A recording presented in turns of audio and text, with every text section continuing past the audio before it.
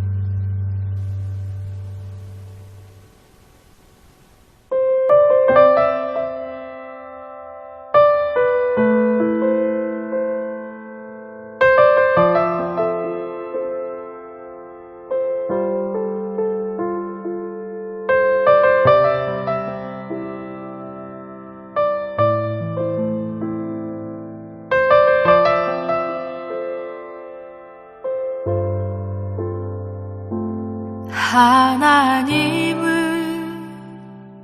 너를 만드신 분, 너를 가장 많이 알고 계시며, 하나님은 너를 만드신 분, 너를 가장 깊이 이해하신단다. 하나님은 너를 지키시는 분, 너를 절대 포기하지 않으며, 하나님은 너를 지키시는 분, 너를 쉬지 않고 지켜보신단다. 그의 생각 셀 수 없고, 그의 자비 무궁하며, 그의 성실 날마다 새롭고, 그의 사랑 끝이 없단다.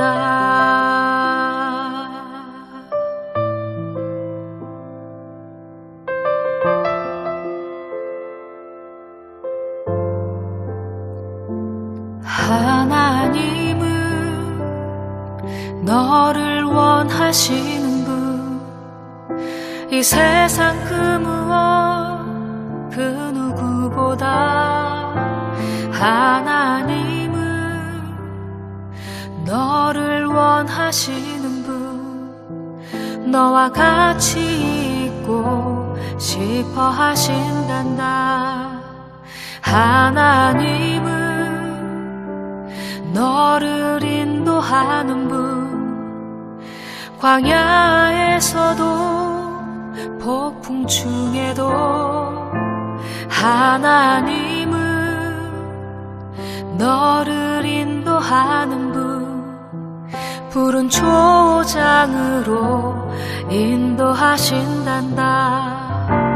그의 생각 셀 수 없고, 그의 자비 무궁하며, 그의 성실 날마다 새롭고, 그의 사랑 끝이 없단다. 그의 생각 셀 수 없고, 그의 자비 무궁하며, 그의 성실 날마다 새롭고, 그의 사랑 끝이 없단다. 그의 사랑 끝이 없단다.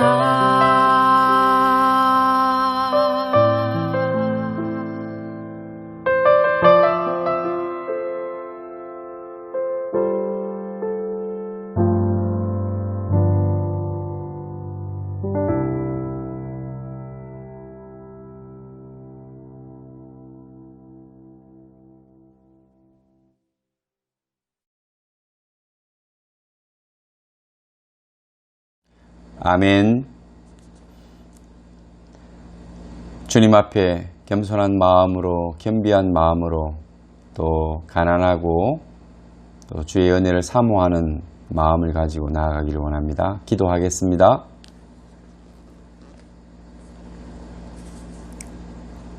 여호와는 위대하시니 우리 하나님의 성 거룩한 산에서 극진히 찬양받으시리로다. 터가 높고 아름다워 온 세계가 즐거워하며 큰 왕의 성 곧 북방에 있는 시온산이 그러하도다. 오늘도 하나님, 높고 아름다운 시온산 거룩한 성에서 주님을 찬양하기를 원합니다.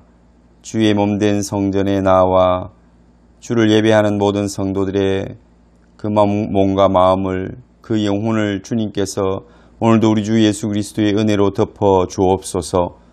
코로나 바이러스로 또 여러 가지 우리 환경의 문제로 근심하나 오직 하나님을 의지하는 자는 그 마음 가운데 기쁨의 샘이 터칠 것을 믿습니다. 오늘도 생수가 흘러 우리를 통하여 세상을 적시는 놀라운 은혜의 삶이 되도록 우리 모든 성도들 축복하여 주옵소서. 예배의 자리에 나온 자들마다 은혜 받게 하시고 오늘도 기쁨이 충만하게 하여 주옵소서. 우리 구주 예수님 이름으로 기도하옵나이다. 아멘.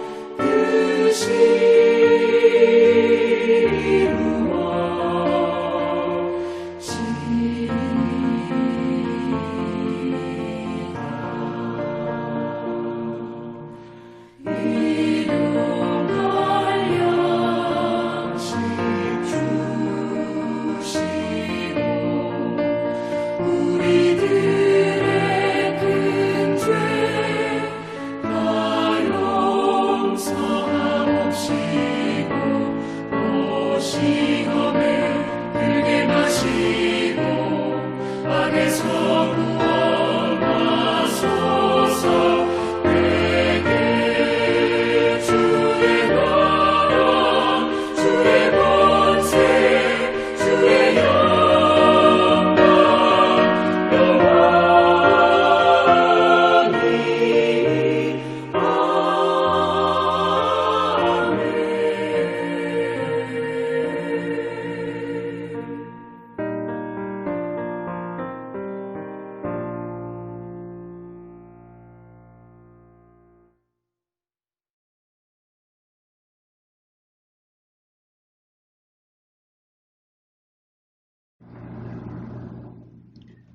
사도신경으로 신앙 고백 드리겠습니다. 나는 전능하신 아버지 하나님 천지의 창조주를 믿습니다. 나는 그의 유일하신 아들 우리 주 예수 그리스도를 믿습니다. 그는 성령으로 잉태되어 동정녀 마리아에게서 나시고 본디오 빌라도에게 고난을 받아 십자가에 못 박혀 죽으시고 장사된 지 사흘 만에 죽은 자 가운데서 다시 살아나셨으며 하늘에 오르시어 전능하신 아버지 하나님 우편에 앉아 계시다가 거기로부터 살아있는 자와 죽은 자를 심판하러 오십니다. 나는 성령을 믿으며 거룩한 공교회와 성도의 교제와 죄를 용서받는 것과 몸의 부활과 영생을 믿습니다. 아멘.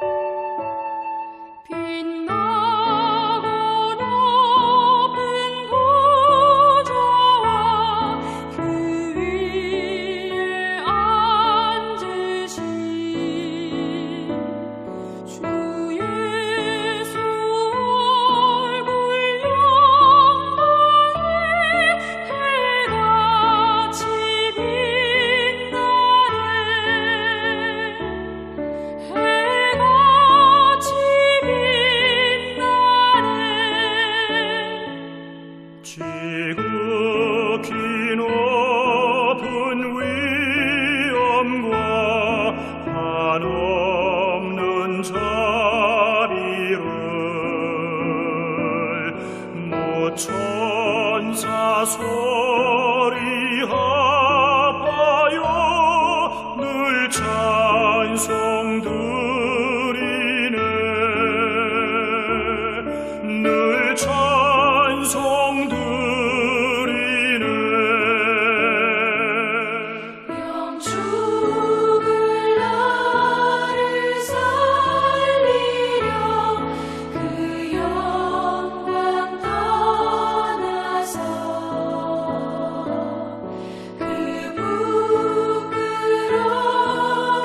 십자가 날 위해 지셨네.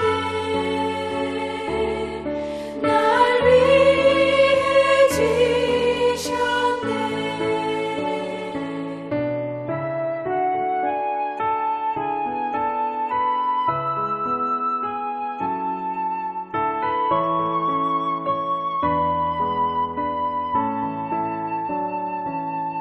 나 이제 생명이 있음은 주님의 은혜요.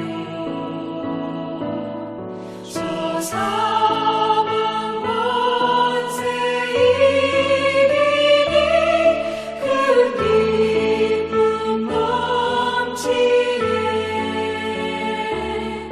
그 기쁨 넘치네. 주님의 보좌 있는데 전한 몸 이르러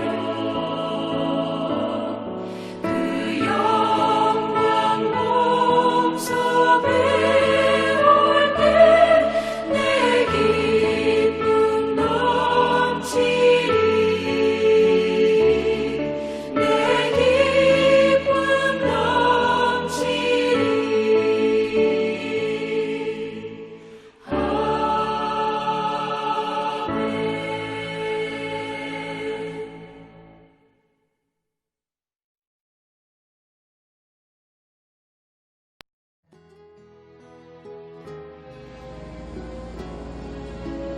함께 온 세상을 위하여 기도하는 시간 갖기를 원합니다. 여러분 마음을 다해서 한 3분 정도 코로나 바이러스로 힘들어하고 어려워하지만 이 상황을 이겨낼 수 있도록 우리 마음이 지극히 강하고 담대하여지도록 오직 하나님만 바라도록 그렇게 기도했으면 좋겠습니다.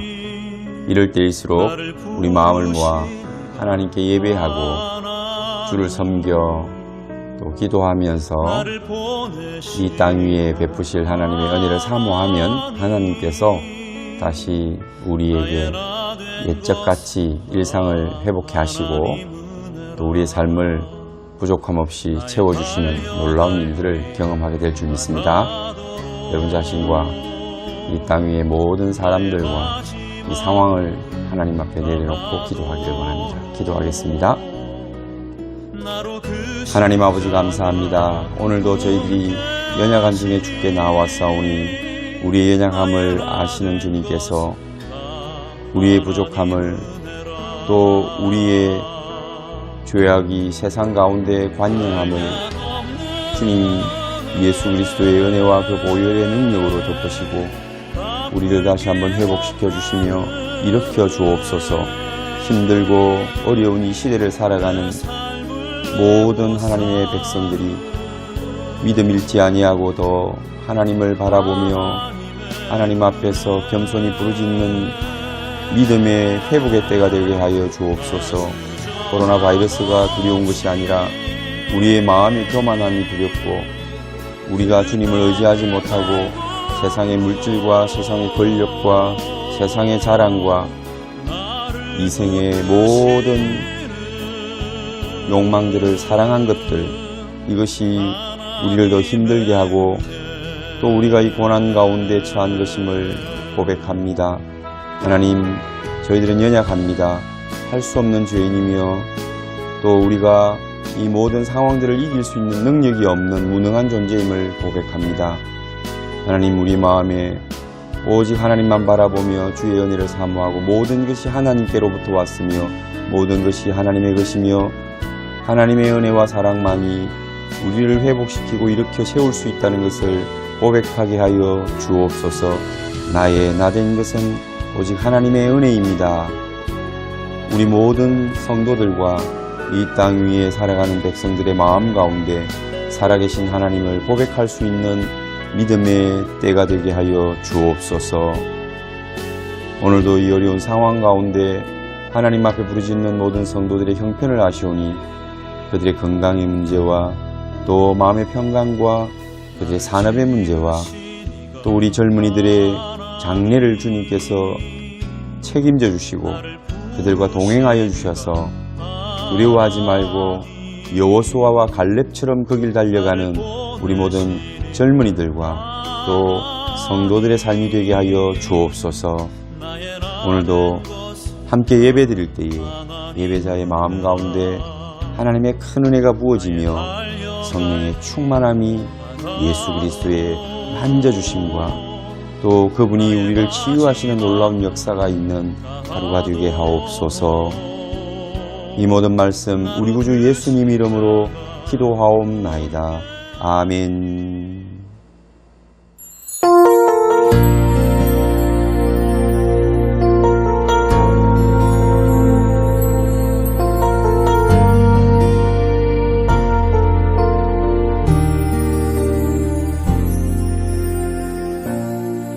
하늘의 문을 여소서 이곳을 주목하소서 주를 향한 노래가 꺼지지 않으니 하늘을 열고 보소서 이곳에 임재하소서 주님을 기다립니다. 기도의 향기가 하늘에 닿으니 주여 임재하여 주소서. 이곳에 오셔서 이곳에 앉으소서. 이곳에서 예배를 받으소서. 주님의 이름이 주님의 이름만이 오직 주의 이름만 이곳에 있습니다.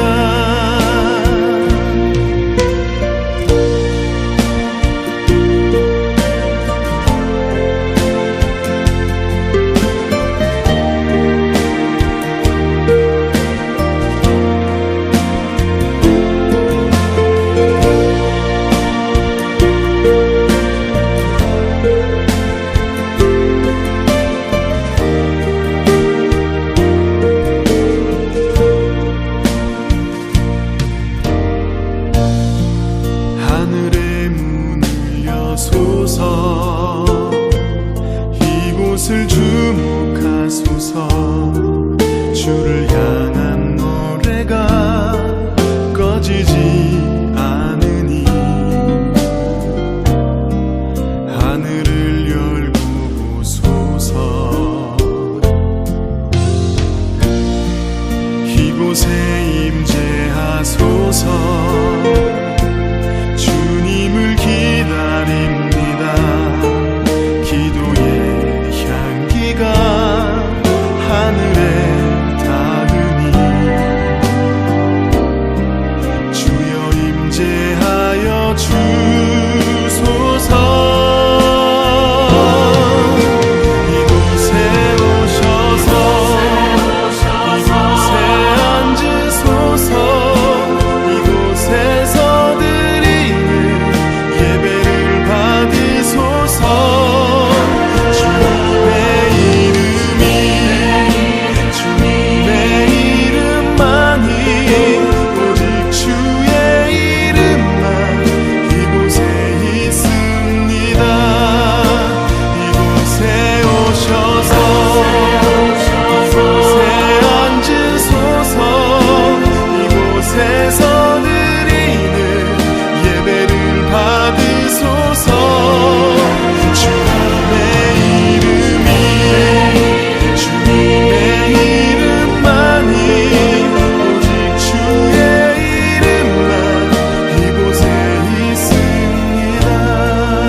주님의 이름이 주님의 이름만이 오직 주의 이름만 이곳에 있습니다.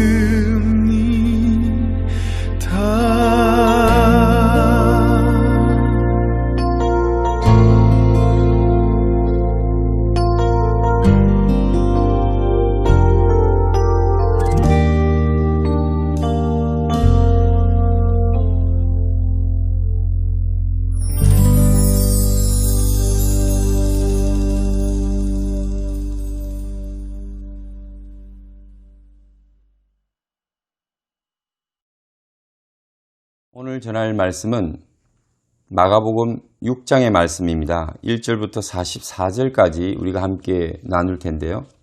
오늘 시간상 우리가 읽을 본문은 30절부터 44절까지 오병이어의 기적에 대한 이야기를 함께 읽도록 하겠습니다.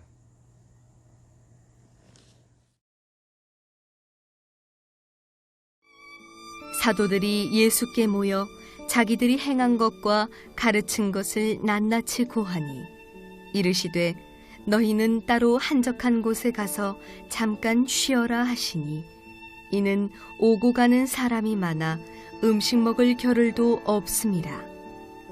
이에 배를 타고 따로 한적한 곳에 갈새 그들이 가는 것을 보고 많은 사람이 그들인 줄 안지라. 모든 고을로부터 도보로 그곳에 달려와 그들보다 먼저 갔더라. 예수께서 나오사 큰 무리를 보시고 그 목자 없는 양 같음으로 인하여 불쌍히 여기사 이에 여러 가지로 가르치시더라.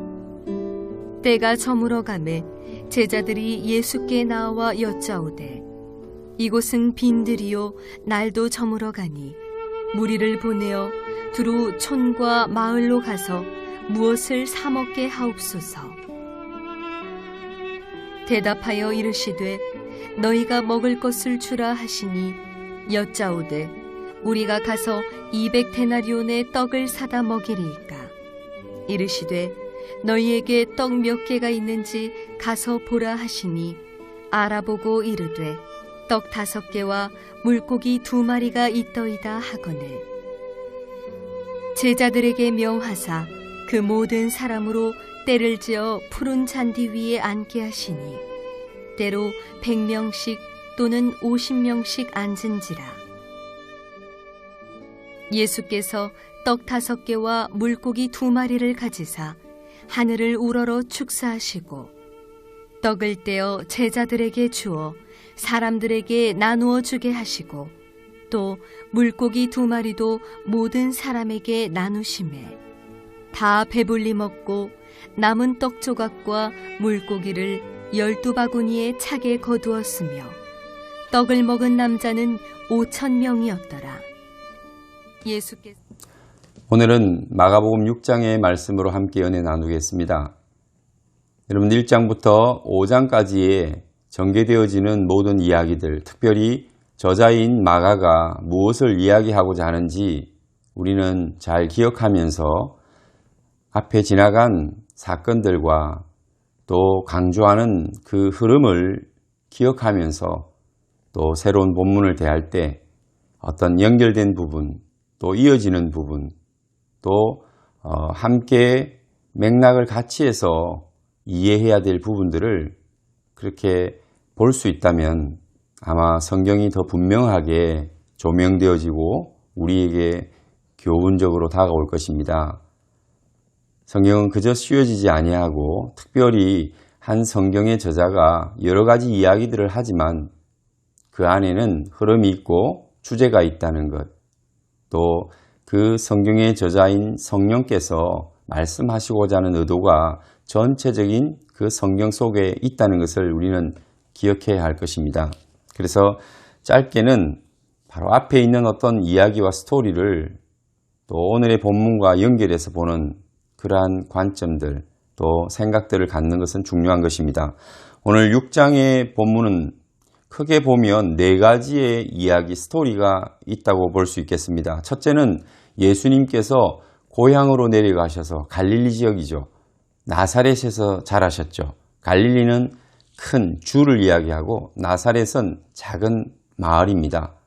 그곳에서 예수님은 또 여러 가지 말씀과 이적을 행하셨지만 배척당하셨습니다. 그리고 두 번째 이야기는 제자들을 2명씩 짝지어 12제자들을 전도대로 파송합니다. 그래서 그들은 많은 권능과 또 능력을 가지고 위임받아서 복음을 전하는 이야기가 있습니다. 복음 전도자의 어떤 자격 또 그가 취해야 될 태도 또 그 마음 속에 사명자로서 어떤 마음을 가지고 전도해야 되는가의 그런 말씀들이 있습니다. 그리고 많은 능력도 나타나고 그들도 이적을 행하고 큰 기쁨을 가지고 돌아옵니다. 이 이야기 다음에 그 사이에 끼어 있는 듯한 하나의 이야기가 세례 요한의 죽음에 대한 이야기입니다. 물론 시간상 지금 이 순간보다 훨씬 전에 세례 요한은 죽었습니다. 그런데 오늘 이 본문 속에서 전도대 이야기 사이에 세례 요한의 죽음의 이야기가 끼어 있습니다. 그리고 이제 오병이어라고 하는 우리가 잘 기억하는 또 누구나 잘 아는 예수님께서 물고기 2마리와 떡 5덩이를 가지고 5,000명을 먹인 사건을 이야기하고 있습니다. 그리고 바다의 풍랑을 밟으시고 또 잔잔케 하신 사건이 다시 한번 갈릴리 바다에서 일어납니다. 이러한 이야기의 흐름이 6장에 있습니다. 오늘은 우리가 먼저 예수님께서 왜 고향에 가셔서 말씀을 전하시고 또 사람들이 듣고 놀라 아주 그 가르침에 대하여 사실 흥분하는 그런 모습을 볼 수가 있습니다. 이 사람이 어디서 이런 것을 얻었느냐, 이 사람이 받은 지혜와 그 손으로 이루어지는 이런 권능이 어찌 됨이냐. 그들은 깜짝 놀랐습니다. 그렇지만 받아들이지 않습니다. 많은 지역에서 많은 사람들이 예수님을 보기 위하여 몰려온 것을 우리는 알고 있습니다. 그리고 그 능력을 받기 위해서 또 치유와 많은 사람들이 죄사함을 받고 기쁨을 회복하고 삶을 회복하고 생명을 회복하는 모습을 보았지만 오늘 이 예수님이 자라신 곳 그곳에서는 똑같은 말씀과 사건들이 일어나지만 사람들은 놀라면서도 받아들이지 않습니다. 왜 그럴까요? 그것은 예수님을 너무 잘 알기 때문입니다. 어떻게 압니까? 어릴 적부터 요셉의 가정에서 자란 목수의 아들이 아니냐는 것입니다. 그의 형제들도 여기 있고 그의 부모도 여기 있는데 우리가 알거니와 그는 특출한 학교를 나온 것도 아니고 배운 바도 없는데 그가 어떻게 이렇게 말씀에 밝고 지혜로울 수 있는가? 그리고 그 권능이 어떻게 그 손을 통해서 나올 수 있는가? 그들은 놀라면서도 너무나 익숙하게 알아왔던 어릴 적에 그 예수 그리스도의 배경과 또 환경을 또 그 예수님이라는 그 어린 시절부터 보았던 모습을 그들은 기억하고 현재의 하나님의 말씀을 증거하고 능력을 나타내는 메시아로서 자신을 드러내기 시작하는 예수님을 믿지 못하고 받아들이지 못했다는 것입니다. 오늘 예수님은 이러한 그들을 이상히 여겼다. 그렇게 말씀하십니다. 우리가 살아가면서 하나님의 말씀을 받는데 또 하나님의 백성으로서 공동체에서 살아갈 때 이러한 실수들을 곧잘 하게 됩니다. 하나님의 말씀은 하나님의 말씀으로 받아야 합니다. 말씀을 가르치는 자가, 전하는 자가 어떠하든 그 입술을 사용하시는 이는 하나님이십니다. 하나님의 말씀이 전하여지고 선포되고 가르쳐질 때는 사람을 보는 것이 아니라 그 말씀을 보고 그 말씀 앞에 겸손히 순종해야 하는 겁니다. 오늘 이 사람들이 어릴 적부터 보았던 그 예수를 기억하고 그 예수님에 대하여 너무 익숙하고 잘 아는 것이 오히려 그들이 가져야 될 믿음, 하나님의 말씀, 진리에 대하여 오히려 터부시하고 외면하고 그것을 받아들이지 않고 거부하는 이러한 효과를, 역효과를 가져왔다는 것입니다. 알아도 잘 알아야 됩니다. 그 사람을 아는 것이 아니라 그 사람으로 말미암는 그 말씀이 하나님으로부터 온 것임을 그들이 깨달았다면 그들은 하나님의 은혜를 입었을 것입니다. 영원한 생명을 얻었겠지요. 그런데 그들은 마리아의 아들 목수로 생각했던 것입니다. 예수님은 메시아요 하나님의 아들이셨습니다. 그가 전하는 말씀은 하늘의 말씀이었고 천국 복음이었습니다. 그리고 그가 펴는 모든 권능은 메시아로서 하나님으로서 하나님의 아들로서 그는 그 권능의 손을 펴고 능력을 행하셨던 것입니다. 모든 것이 그를 믿게 하기 위함이었고 또 많은 사람들을 긍휼히 여겼기 때문이었습니다. 예수께서 그들에게 이르시되 선지자가 자기 고향과 자기 친척과 자기 집 외에는 존경을 받지 못함이 없느니라. 아무리 많은 사람들에게 복음을 전하고 또 천국 복음 그 비밀을 가르쳐도 고향에서 그리고 자기 친척과 자기 집 외에서는 존경받지 못함이 없느니라. 다 그 집 밖에 아느니 지인들 또 어릴 적부터 자라왔던 그 사람들은 받아들이지 않으나 그 외에 밖에 있는 사람들은 다 받아들이더라는 것입니다. 그래서 믿지 않음을 주님께서는 이상히 여기셨다. 마음 아프게 생각하신 것이죠. 그리고 그가 이렇게 배척되고 또 외면당하는 모습도 제자들에게 보여주심으로 너희가 복음을 들고 갈지라도 권능을 행할지라도 다 환영받는 것은 아니다라는 것을 또 보여주신 것도 교육의 장이기도 합니다. 곧장 제자들을 부르셔서 12제자를 둘씩 묶어 전도대로 파송합니다. 그들은 이제 전도하러 가면 어떤 일이 일어날지 물론 웰컴, 환영을 받겠지요. 하나님의 말씀과 기적을 가지고 이적을 가지고 능력을 가지고 나아갈 때 그들은 분명히 환영받을 것입니다. 그렇지만 그들도 그들의 가족이나 또 그들을 잘 아는 친지나 또 자기가 자랐던 곳에서는 편견으로 인해서 그 복음이 전파되지 못하고 받아들이지 못하고 배척당할 수 있기 때문에 예수님께서는 이렇게 자신이 메시아로서 하나님의 아들이지만 또 이적과 기적을 함께 행하며 천국 복음을 전파하고 많은 사람들을 놀래키지만 거절당하고 배척당하는 모습을 보여주신 것이라고 봅니다. 그리고 7절부터 12제자를 부르사 둘씩 보내셨다고 했습니다. 받아들이지 않는 자들에게는 그 복음은 더 나아갈 수가 없고 그러나 그 복음은 거기 멈추어서는 안 됩니다. 복음은 계속해서 진보되어져 가야 되고 나아가야 합니다. 저와 여러분들이 누군가에게 반대를 당한다고 해서 또 누군가에게 받아들이지 않는다고 해서 실망하실 필요는 없습니다. 우리는 복음을 위하여 이 땅에 살아가는 사명자입니다. 여러분, 우리가 이 땅에서 뭔가를 인정받고 칭찬 들으려고 살아가는 것이 아니라는 것을 기억하십시오. 물론 칭찬받고 인정받으면 좋습니다. 그렇지만 더 중요한 것은 우리가 부족할지라도 우리가 좀 못났을지라도 천국 복음을 우리 주 예수 그리스도가 진정한 그리스도이심을 구세주이심을 여러분 가족과 친지들에게 또 이웃에게 또 세상 만민에게 증거하고 선포하는 삶을 살아내는 것이 우리의 사명이라는 것입니다. 오늘 이 사명을 위해서 나아갈 때 반대도 있고 또 여러분들 부딪혀서 깨어질 때도 있을 겁니다. 여러분 넘어지고 좌절할 때도 있을 겁니다.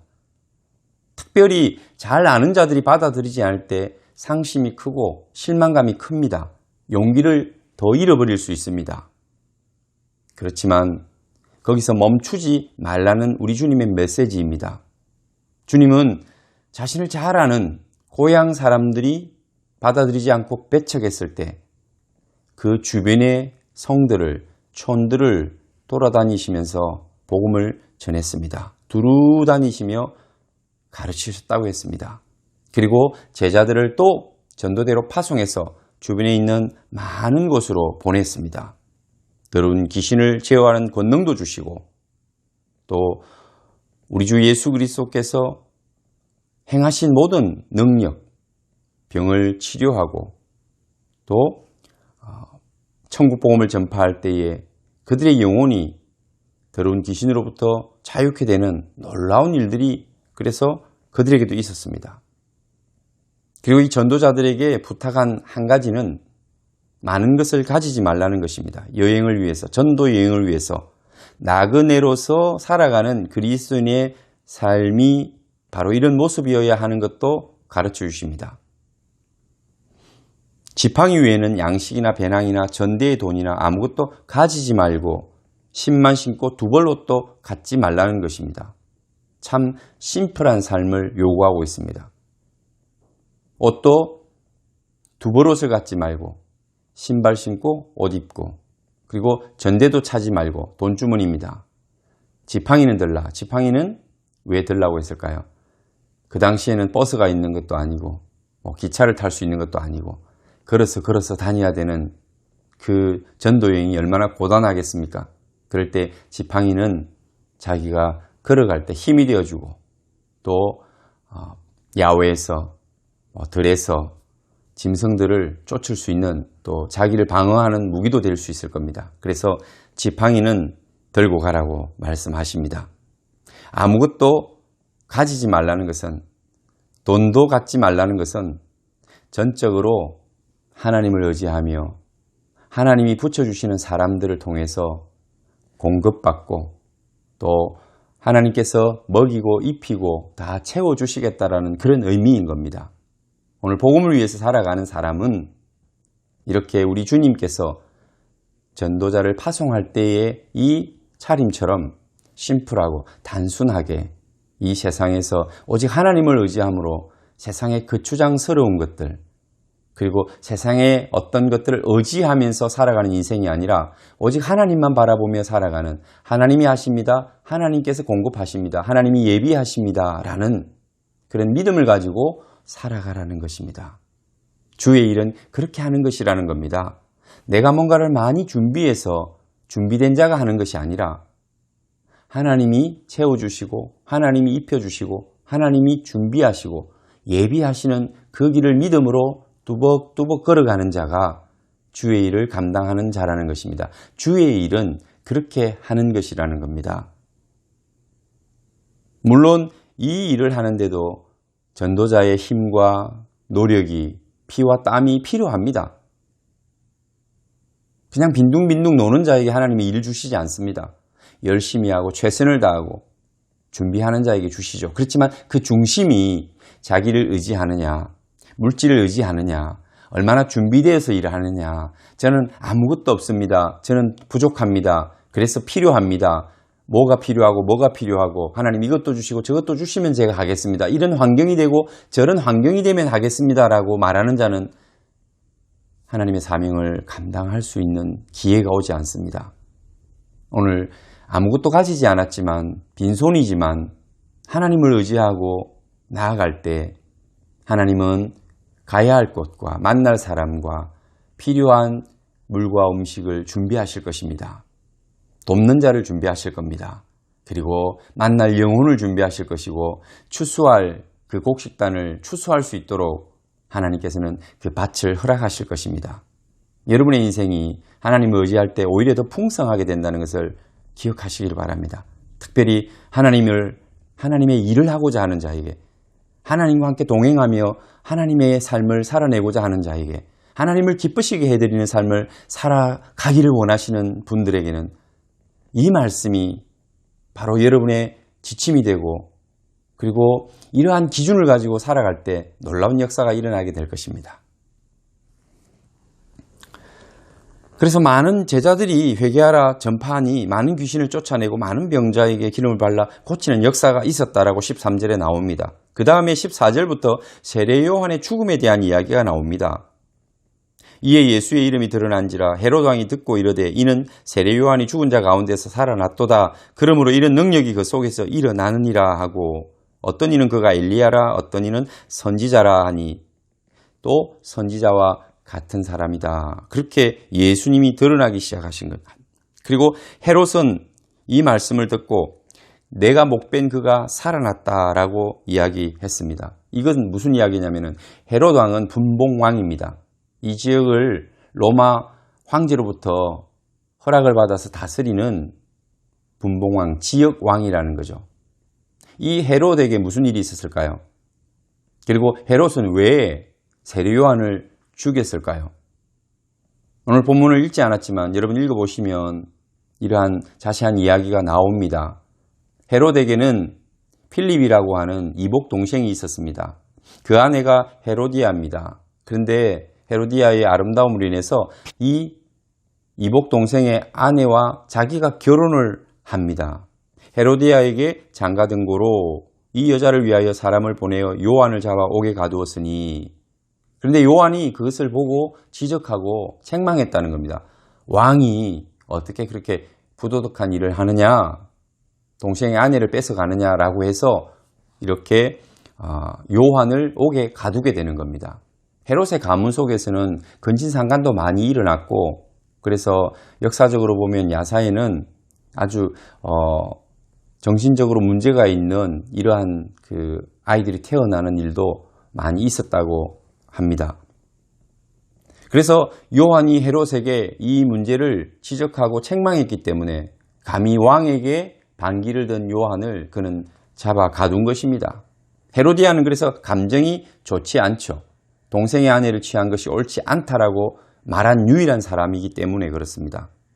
그래서 헤로디아가 요한을 원수로 여기서 늘 죽이고자 했지만 헤롯이 요한을 어려운 사람으로 보았다는 거예요. 그리고 거룩한 사람으로 알았다는 거예요. 그래서 두려워하여 보호하고 또 그의 말을 들을 때, 요한의 말을 들을 때에 크게 번민하면서 달갑게 듣더라는 겁니다. 헤롯은 인간적으로는 요한을 알고 요한을 두려워했다는 겁니다. 그래서 이 세례 요한을 헤로디아가 죽이고 싶었지만 죽일 수가 없었다는 거죠. 그런데 기회가 왔습니다. 헤롯이 자기 생일에 대신들과 천부장들과 갈릴리의 기인들로 더불어 잔치할 새 헤로디아의 딸, 그러니까 자기의 친딸이 아니라 수양딸이 되겠죠. 헤로디아가 데려온 딸입니다. 그 딸이 아마 춤을 잘 춘 것 같습니다. 들어와 춤을 추어 헤롯과 그와 함께 앉은 자들을 기쁘게 한지라. 왕이 묻습니다. 내가 내 나라의 반이라도 줄 테니 뭘 원하느냐.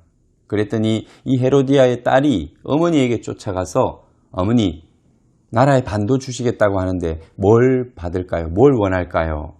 이때 헤로디아가 기회를 잡았다. 가서 세례 요한의 목을 달라 해라. 그렇게 요청합니다. 이 딸이 가서 즉시 또 그렇게 고합니다. 세례 요한의 목을 달라고.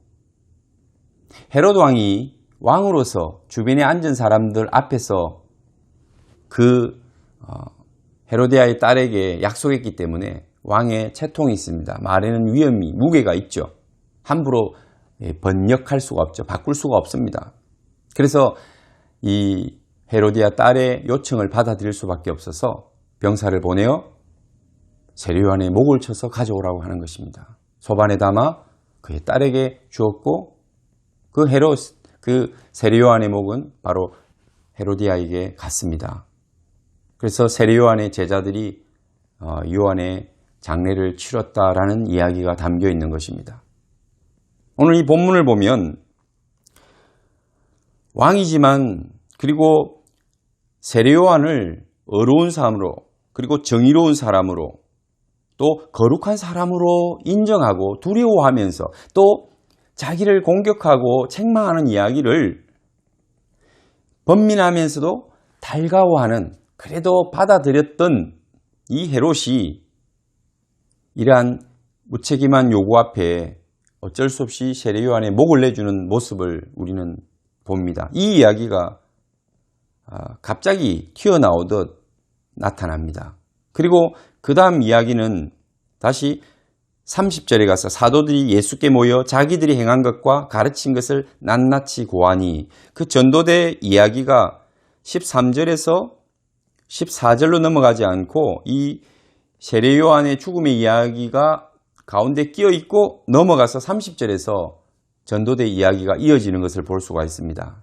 결국은 전도대 이야기 사이에 이 세례 요한의 죽음의 이야기가 끼어 있다는 것입니다. 성경에는 가끔 여러분 우리가 키아즘 구조라고 하는 문학적 구조를 많이 사용하고 있습니다. 그것은 어떤 이야기 스토리가 전개될 때 하나의 이야기 다음에 이야기가 나오고 또 이야기가 나옵니다. 어떤 문장이 나오고 또 다른 문장이 나오고 또 다른 문장이 나옵니다. 그럴 때 연속되는 이 문장 사이에 끼어 있는 문장, 그 중심에 있는 문장, 앞과 뒤는 같은 이야기인데 그 핵심 중간에 보면 이 책을 접었을 때에 그 접히는 부분의 이야기가 더 핵심이고 중요한 이야기라는 겁니다. 그게 키아즘 구조라고 말할 수 있습니다.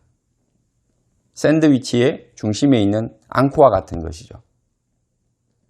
예를 들면 데살로니가전서 5장 17절, 18절, 19절을 보면 항상 기뻐하라, 쉬지 말고 기도하라, 범사에 감사하라. 이것이 너희를 향한 예수 그리스도 안에서 하나님 아버지의 뜻이라고 했습니다. 그럴 때 이 세 가지, 항상 기뻐하는 것과 쉬지 말고 기도하는 것과 그리고 범사에 감사하는 것, 다 소중하고 참 아름다운 하나님의 명령입니다. 근데 어떤 것이 가장 중요할까요? 다 소중하지만 가만히 생각해 보시면 항상 기뻐하는 것이 가능한가? 범사에 감사하는 것이 가능한가? 참 쉽지 않죠. 그런데 가운데 쉬지 말고 기도하라는 하나님의 메시지가 있습니다. 이게 키아즘 구조로 볼 때는 가운데 있는 이 이야기가 기뻐하고 감사하는 것은 같은 어떤 성격의 내용이 되겠죠.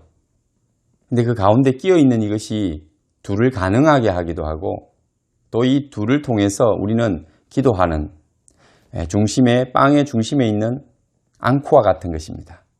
이해하시겠습니까? 그래서 오늘 이 사도들의 전도대 이야기, 보고 가운데 끼어 있는 세례 요한의 죽음의 이야기는 그럼 무엇을 상징하고 뭘 말씀하고자 하는가? 핵심은 왕의 권력을 가지고 그리고 힘을 가지고 또 사리 판단은 분명히 하지만 그대로 살아가지 못하는 한 인간 헤롯을 드러내고 이 헤롯을 통해서 헤로디아의 그 딸의 그 주변에 있는 모든 사람들의 어쩌면은 이 세상의 모습을 조명해 주는 것이 아닌가. 이런 사람들을 통해서 이 세상 사람들, 가인의 후손, 세상에 속한 사람들의 모습을 보여주는 게 아닌가. 오늘날 공의를 알면서도 행하지 못하고 그리고 그 능력도 없는 이 땅 위의 사람들을 보여주는 것이 아닌가. 우리는 그렇게 볼 수 있는 것입니다. 이것이 바로 헤롯의 모습일 뿐만 아니라 이 시대를 살아가는 모든 사람들, 세상에 속한 사람뿐만 아니라 저와 여러분의 모습 속에서도 불쑥불쑥 드러나는 그런 모습이라는 것입니다. 우리가 공의도 알고 거룩도 알지만 그게 얼마나 힘든가, 행하기가 힘든가, 진리를 알더라도 그것을 다 지켜내기가 얼마나 힘든가, 인간은 얼마나 무력한 존재인가, 그리고 얼마나 별 수 없는, 할 수 없는 그런 존재인가. 여러분, 이런 것을 드러내주는 것이라고 보는 겁니다. 왕이고 능력도 있고 힘도 있고 권위도 있고 모든 걸 결정할 수 있는 자리에 있으면서 자기가 아는 바 그리고 자기가 순종하고 그리고 믿는 바를 행하지 못하는 이런 헤롯의 모습이 오늘 이 시대를 살아가는 저와 여러분의 자화상이기도 하다는 겁니다. 그래서 필요한 것이 무엇일까요? 이런 인생에게, 저와 여러분에게 과연 누가 필요할까요? 우리는 자연히 생각해 보면 하나님 이렇게 이야기할 수 있겠죠. 그 다음에 스토리가, 이야기가 5,000명을 먹이시는 예수님의 오병이어의 기적이 나옵니다. 물론 놀라운 기적입니다. 많은 사람들이 그를 쫓았고 그들은 급히 쫓아서 또 말씀을 듣느라 앉아있다가 보니 때도 지나고 굶기가 일상이었겠죠. 요즘처럼 근처에 졸리비가 있는 것도 아니고 맥도날드가 있는 것도 아닙니다. 그러니 그들이 예수님을 만나러 나오면 사실 먹을 게 없죠. 굶을 수밖에 없었을 겁니다. 예수님도 먹을 것이 늘 부족하고 먹을 것을 구하기가 힘든 그런 시대였는데요. 예수님께서 이렇게 말씀하시죠. 31절에 오고 가는 사람이 많아 음식 먹을 겨를도 없음이라. 그렇지만 오늘 예수님은 많은 사람들이 큰 무리가 목자 없는 양 같음으로 인하여 불쌍히 여기사 이에 여러 가지로 가르치시고 때가 저물어 가매 이곳은 빈들이요 날도 저물어 가니 무리를 보내어 두루 촌과 마을로 가서 무엇을 사 먹게 하옵소서라고 제자들이 요청할 때에 너희들이 먹을 것을 주라. 줄 수 있는 형편이 아니죠. 형편도 아니고 형편이 되더라도 그 떡과 그 빵들을 음식을 어디서 조달한단 말입니까? 그래서 예수님께서 너희에게 떡 몇 개가 있나 보라. 떡 5개와 물고기 2마리가 있습니다. 그러면 모든 사람을 때를 지어 푸른 잔디 위에 앉히라. 그래서 그들은 100명이나 50명씩 때를 지어서 소그룹으로 앉혔습니다. 예수께서 떡 5개와 물고기 2마리를 가지사 하늘을 우러러 축사하시고 떡을 떼어 제자들에게 주어 사람들에게 나누어 주게 하시고 오늘 예수님은 이 오병이어 5덩이의 떡과 2마리의 물고기를 앞에 두고 하늘을 우러러 축사하셨다고 하십니다. 기도하셨습니다. 그리고 떡을 떼어준다는 것은 이게 잘라지고 으깨어지는 것입니다. 으깨어진다는 의미가 있는 겁니다. 마치 밀이 통밀로서는 아무것도 할 수 없지만 으깨어져야만 밀가루가 되고 빵을 구울 수 있는 것처럼 동일한 말씀입니다. 예수님은 우리의 빵으로 오셨다. 우리의 양식으로 오셨다. 그렇게 말씀하십니다. 내 살을 먹고 내 피를 마시라고 할 때 그분은 우리를 위하여 자기 몸을 진짜 자기의 몸을 찢어서 우리에게 주셨고 그 피를 마시게 하셨던 분입니다. 어디에서요? 십자가 위에서. 그는 자기의 살을 찢고 자기의 피를 다 쏟았습니다. 오늘 여기 떡을 떼어 주었다라는 것은 바로 그런 의미입니다. 그래서 성찬이 있습니다. 우리는 떡을 떼고 잔을 마십니다. 그 떡은 으깨어지고 부서진 바로 그 통밀의 부서짐과 같이 우리 주님께서 그 몸이 친히 으깨어지고 부서져서 그리고 사람들에게 일용할 양식이 되어 나누어져 그의 배를 채우고 그들에게 생명이 되는 것처럼 오늘 이 오병이어의 기적은 바로 그런 의미를 가지고 있는 기적입니다. 예수님께서 굶주린 자, 여러분 육체만 굶주립니까? 그 영혼이 목자 없는 양같이 굶주려 오늘 그 예수님의 마음이 불쌍히 여겼다. 그 애간장이 끊어지는 그런 마음이었다라고 표현하고 있는 것입니다. 그런 고통을 수반하면서 그런 고통을 느끼기까지 자기 백성들을 그 앉아있는 백성들을 보면서 마음이 아프셨던 예수님. 그래서 그들에게 육체의 양식을 주는 것이지만 오늘 이 떡을 떼어줄 때 자신의 생명을 떼어주는 것입니다. 목자 없는 양같이 유리하며 방황하는 그 백성들을 위하여 자신의 생명을 주는 것입니다. 자신이 친히 목자가 되어주시겠다라고 말씀하시는 겁니다. 오늘 헤로드와 같은 이 세상에 힘도 있고 능력도 있고 다 가진 것 같은 사람들이 자신의 판단과 능력으로 아무것도 할 수 없는 자로 비참한 자로 드러나서 세례요 안에 목을 치는 이러한 미친 짓을 하면서 살아가는 사람들, 이 세상 사람들이 세상 일로 인해서 세상의 것들로 인해서 미쳐가는 세상이다, 미쳐버린 세상이다, 물질에 미치고 명예에 미치고 모든 자기가 좋아하는 것들에 다 미쳐버리는 세상에서 오늘 예수님께서는 너희가 할 수 없는 그것을, 너희들의 무능함을 보시고 창자가 끊어지는 듯한 고통을 느끼시면서 그 한 영혼 한 영혼을 위해서 자신의 살을 찢어 먹이시고 자신의 생명을 나누어 마시게 하시는 것입니다. 오늘 오병이어의 기적은 놀라운 기적이다. 어떻게 떡 5개와 물고기 2마리로 5,000명을 먹일 수 있느냐. 그것도 장정만 세워서 5,000명이지 여자와 아이들까지 하면 얼마나 많은 사람을 먹였느냐. 그리고 12광주리를 거두다니 예수님은 능력자시다. 이것을 이야기하려고 하시는 게 아니에요. 이 기사는, 이 이적은 불쌍한 사람들, 힘은 있지만, 돈은 있지만, 지혜도 있고, 이 문명을 찬란하게 일으킨 사람들이 얼마나 불쌍하냐. 자기도 주체할 수 없고, 자기가 아는 바를 행할 수 없는, 진리를 깨달아도 순종하고 따를 수 없는 연약한 존재라는 것입니다. 저와 여러분이 그런 존재라는 거예요.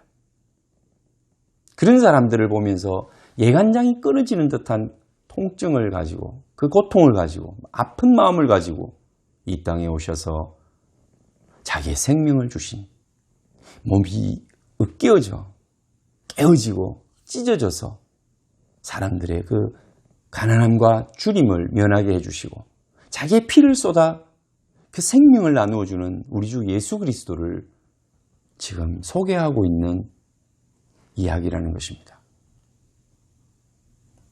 사랑하는 성도 여러분, 이 말씀을 듣는 모든 우리 청소년 여러분, 지금 코로나 시대로 상당히 힘들죠. 많이 어렵다고 하죠. 그러나 두려워하지 마세요. 별거 아닙니다. 사람은 어찌 한 번 태어나서 한 번 죽게 되어 있는 겁니다.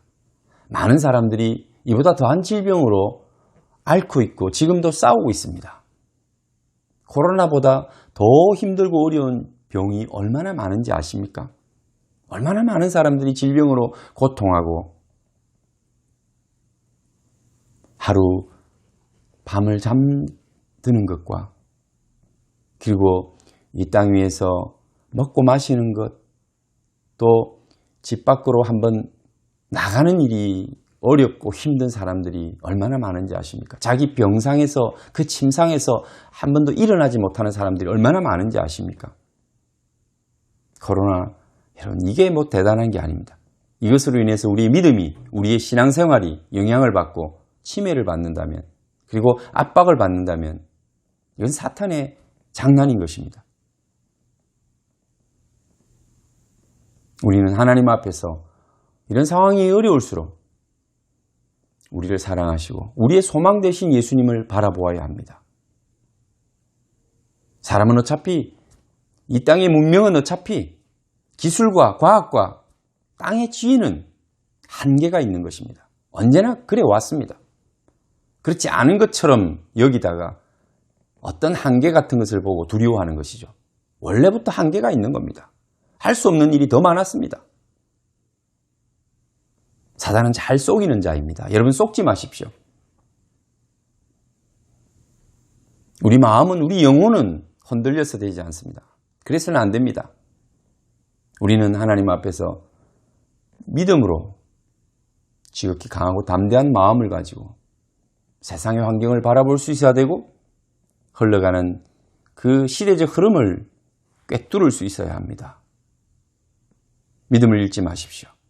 오직 여호와 하나님만 바라보십시오. 예수 그리스도만이 소망입니다. 문명과 권력에 물들어가고 많은 사람들이 세상의 찬란한 그 빛 가운데 그들의 판단력과 그들의 예지력, 지혜가 어두워져 가고 점점점 침몰되어 갈 때 우리 믿는 자들은 하나님의 말씀으로, 하나님의 지혜로 깨어나고 살아있어야 합니다. 예수 그리스도를 믿는 자만이 이 땅 위에 소망이 있음을 보여주어야 합니다. 여러분, 더 하나님 앞에 기도하면서 이 어려운 상황을 믿는 자들이 중보함으로 이겨낼 수 있도록, 승리하도록 여러분들이 제일 앞장서서 모든 세상을 품고 기도하며 나아가십시다. 그리고 위로하십시다. 격려하십시다. 그리고 오직 우리 주 예수 그리스도만이 소망이라는 것을 선포하시고 이 모든 상황 가운데 우리 주 예수 그리스도께서 가장 가슴 아파하시고 그리고 창자가 끊어질 듯한 고통을 가지시고 이 어려움을 당하는 사람들의 그 고통을 먼저 체휼하셨다는 것, 그리고 그들의 아픔을 받아주셨다는 것을 기억하시면서 참 좋으신 주님, 우리를 위하여 생명 주신 주님을 찬양하면서 그분을 붙들고 살아가시는 여러분 되시기를 축원합니다. 한 주간 또 승리하십시오. 기도하겠습니다. 하나님 아버지, 감사합니다. 오늘도 우리에게 주신 말씀을 붙들고 나아갈 때 하나님의 영광이 나타나게 하시고 오직 하나님의 은혜 가운데 다시 한번 우리의 삶이 회복되는 역사가 있게 하여 주옵소서. 세상을 두려워하지 말게 하시고 환경을 두려워하지 말게 하시고 사탄의 능력과 사탄의 힘과 사탄의 괴계를 파할 수 있는 하나님의 지혜와 능력을 주십시오. 우리 주 예수 그리스도가 소망임을 우리가 먼저 믿고 세상 가운데 선포하는 저희들 되게 하여 주시옵소서. 우리를 아시는 우리 주 예수 그리스도의 이름으로 기도하옵나이다. 아멘.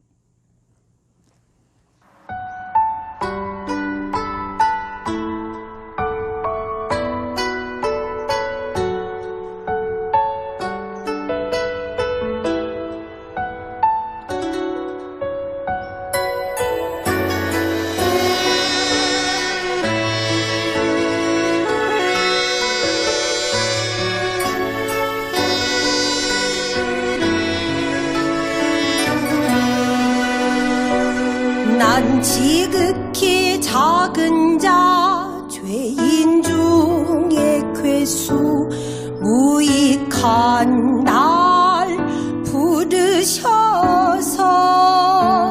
간절한 기대와 소망 부끄럽지 않게 십자가 전케 하셨네. 어디든지 가리라 주의 서라면 나는 전하리 그 십자가 내 몸에 밴 십자가 그 보혈의 향기 온 세상 채울 때까지 살아도 주를 위해 죽어도 주를 위해 사나 죽으나 난 주의 것 십자가의 능력 십자가의 소망 내 안에 주만 사시는 것.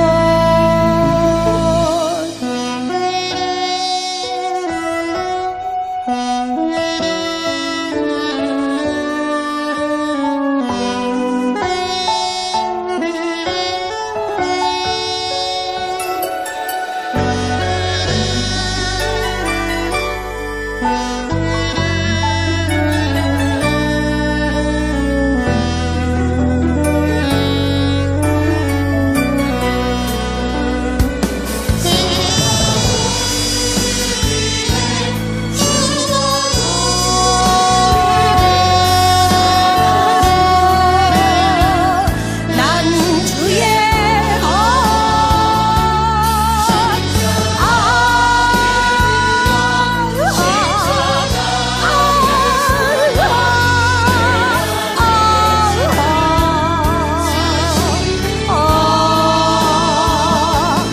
살아도 주를 위해 죽어도 주를 위해 사나 죽으나 난 주의 것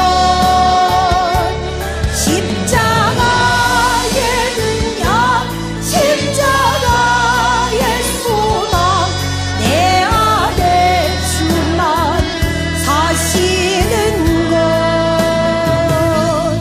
난 지극히 작은 자 죄인 중에 괴수 무익한 날 부르셔서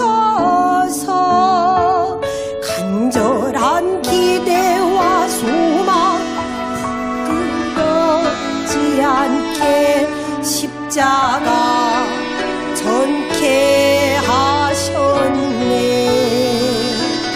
내 사랑 나의 십자가.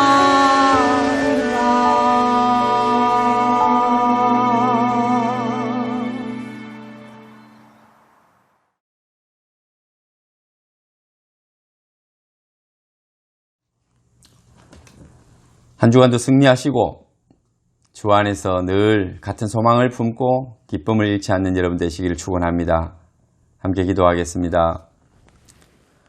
하나님, 오늘도 한 주간 승리하며 살아가는 우리 성도들 되게 하여 주옵소서. 힘들고 어렵지만 어둠을 보지 말게 하시고 하늘로부터 오는 빛을 보게 하여 주옵소서. 우리를 사랑하사 자신의 몸 주신, 생명 주신 예수님을 바라보고 소망을 갖는, 그리고 기쁨을 회복하고 또 장래의 꿈을 다시 꾸게 되는 우리 모든 성도들 되게 하옵소서. 이제는 우리 주 예수 그리스도의 은혜와 아버지의 극진하신 사랑과 성령님의 위로하심과 교통하심이 모든 성도들의 삶 위에, 우리 자녀들의 머리 위에, 산업의 현장 위에 지금부터 영원토록 함께 계실지어다. 아멘.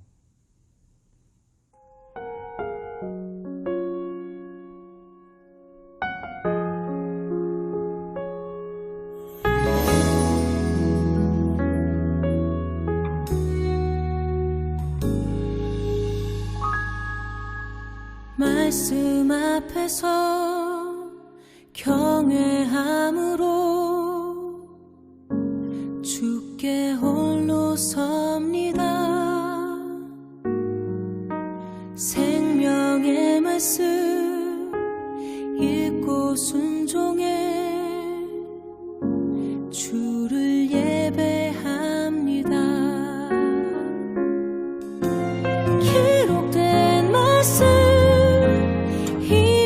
있어서 진리로 우리 거룩해 하며 거룩한 말씀 세세 영원히 복음이 되어 말씀